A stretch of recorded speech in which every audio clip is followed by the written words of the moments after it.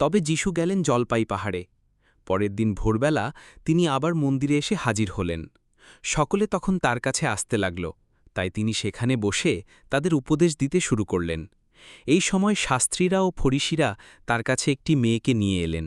সে ব্যভিচার করার সময় ধরা পড়েছিল।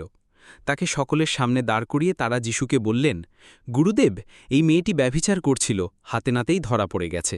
এখন বিধানে মোশি আমাদের এই আদেশ দিয়ে গেছেন যে এই ধরনের মেয়েকে পাথর ছুঁড়েই মেরে ফেলা হবে। এই বিষয়ে আপনি কি বলেন? তারা অবশ্য তাকে যা যা করার জন্যই এই কথা বলছিলেন, যাতে তাকে অভিযুক্ত করার মতো কোনো কিছু তারা পেতে পারেন। কিন্তু যিশু তখন নিচু হয়ে মাটিতে আঙুল দিয়ে আঁক কাটতে শুরু করলেন। এদিকে তারাও তাকে বারবার একই প্রশ্ন করতে লাগলেন। তাই যিশু আবার সোজা হয়ে তাদের বললেন, আপনাদের মধ্যে যিনি নিষ্পাপ তিনি প্রথমে ওকে পাথর ছুঁড়ে মারুক।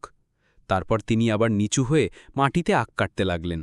এই কথা শুনে বৃদ্ধ থেকে শুরু করে তারা সকলেই সেখান থেকে একে একে সরে পড়তে লাগলেন। শেষে সেখানে রইলেন শুধু যিশু একাই, আর সামনে দাঁড়িয়ে থাকা সেই মেয়েটি। তখন যিশু আবার সোজা হয়ে তাকে বললেন, মা, ওরা কেউ কি তোমাকে দণ্ডিত করল না? সে উত্তর দিল, না, কেউই করল না প্রভু। যিশু তখন বললেন, আমিও তোমাকে দণ্ডিত করছি না, এখন যাও, তবে আর কখনো পাপ করো না তুমি। আপনাদের মধ্যে যিনি নিষ্পাপ তিনিই প্রথমে ওকে পাথর ছুঁড়ে মারুক। তারপর তিনি আবার নিচু হয়ে মাটিতে আঁক কাটতে লাগলেন। এই কথা শুনে বৃদ্ধ থেকে শুরু করে তারা সকলেই সেখান থেকে একে একে সরে পড়তে লাগলেন। শেষে সেখানে রইলেন শুধু যিশু একাই, আর সামনে দাঁড়িয়ে থাকা সেই মেয়েটি। তখন যিশু আবার সোজা হয়ে তাকে বললেন, মা, ওরা কোথায়?